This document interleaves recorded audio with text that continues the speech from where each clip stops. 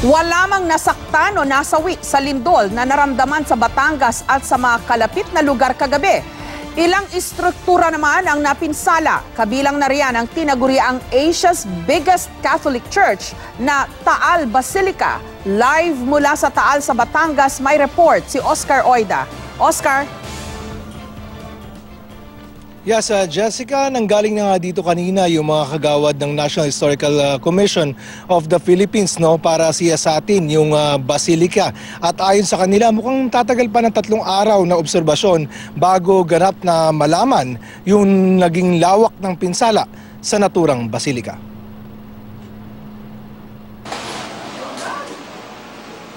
Naglaglagang mga paninda, mga sako ng bigas na animoy tutumba, at mga taong nagsisitakbuhan.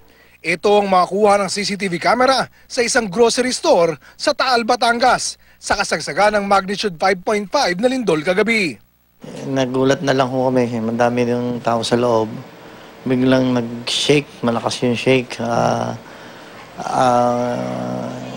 Yung naranasan ko yung before, yung malakas na intensity 7 na sa Maynila ako. Parang ganun, ang lakas. Kuha naman ito sa munisipyo, kung saan bumagsak ang isang chandelier habang ang mga empleyado kanya-kanyang tago sa ilalim ng mesa. Nagpanik agad ako pero yung education o yung knowledge na ibinigay sa amin ng drill, talagang safety kasi malayo yung area para kami makatakbo. Yung turo sa amin is pumunta sa ilalim ng mesa. Hanggang kanina may mga naramdaman pa ring aftershocks, kaya pinauwi na lang ang mga empleyado sa munisipyo.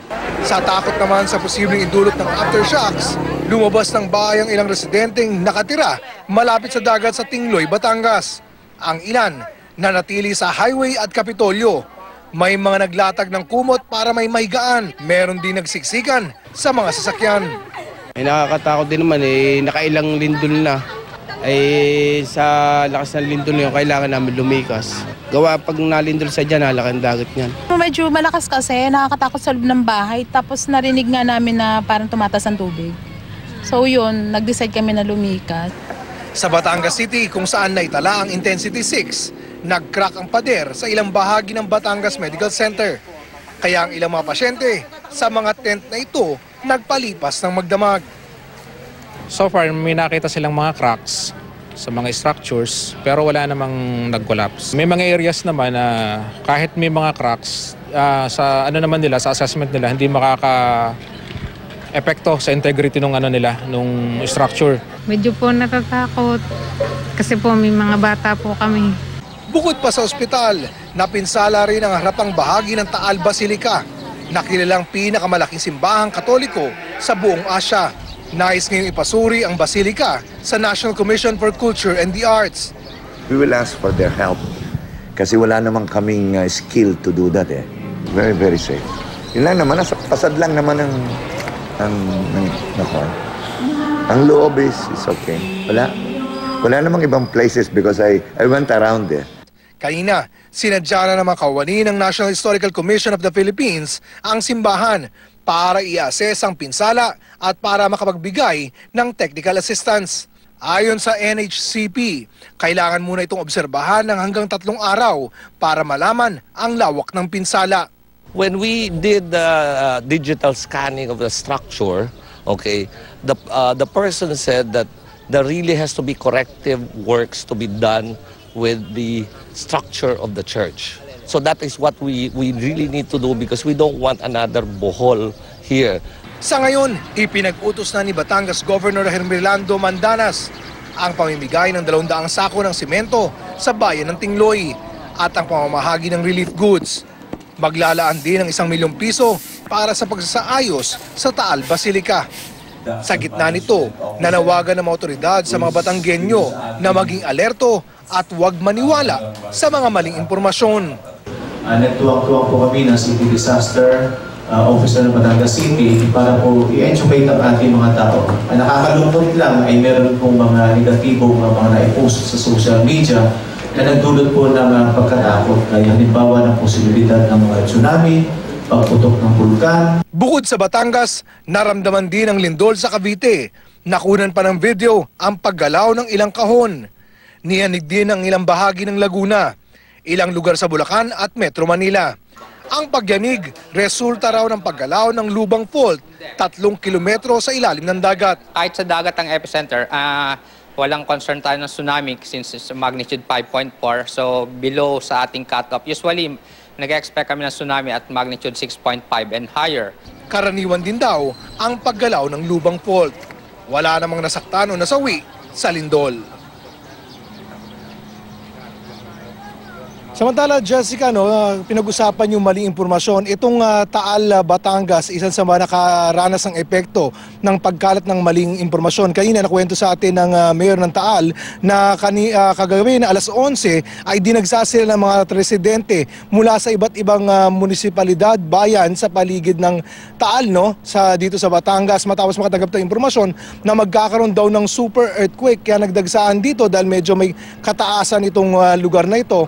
At pakiusap nga ni Mayor Pong Mercado sa mga kababayan nila na iwasan yung mga paggalat na mga itong impormasyon para makatiyak sumangguni sa mga official website ng pamahalaan o di kaya na may sa mga maasahan na tagapagbalita. Jessica?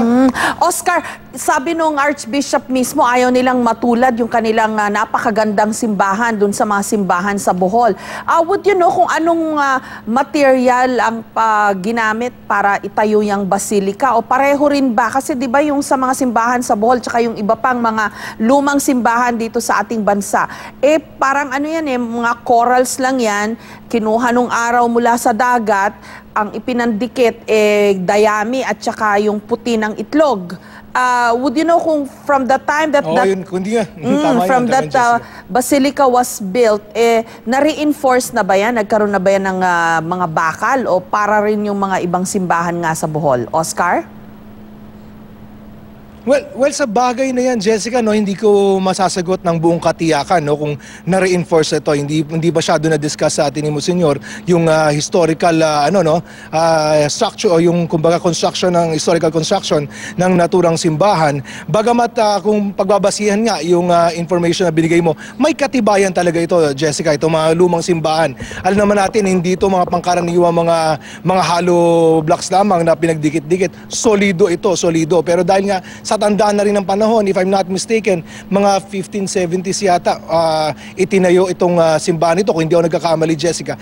Talagang kailangan pag-ingatan, at tama ka, dapat i-reinforce. At yan nga ang naging pakay kanina ng National Historical Commission of the Philippines. Nais nilang makatulong, mai-share yung kanilang technical expertise dahil ayaw nga nilang matulad ito sa ibang mga simbahan, particular yung sa Bohol, na gumuho, bunsod nga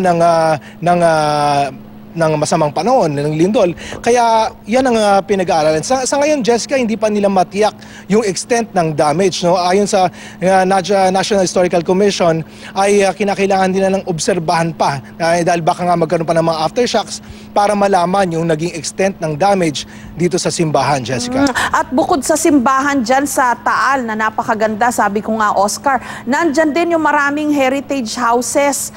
Kumusta kaya yung mga yun? Mga lumang mga bahay na talaga namang inaalagaan mabuti. Kasi dyan natin makikita kung gaano kayaman ang ating kultura at yung ating kasaysayan. Would you know kung may damage din na sustain yung mga heritage house dyan, Oscar?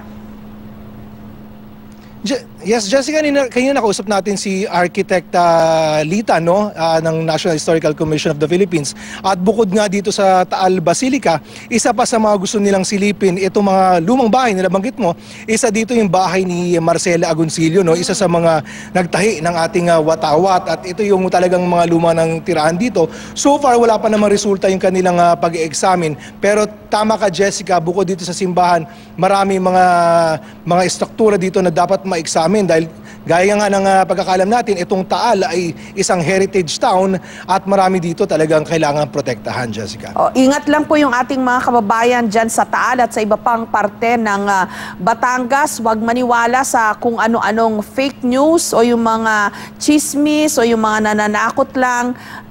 Huwag muna kayong magpanik.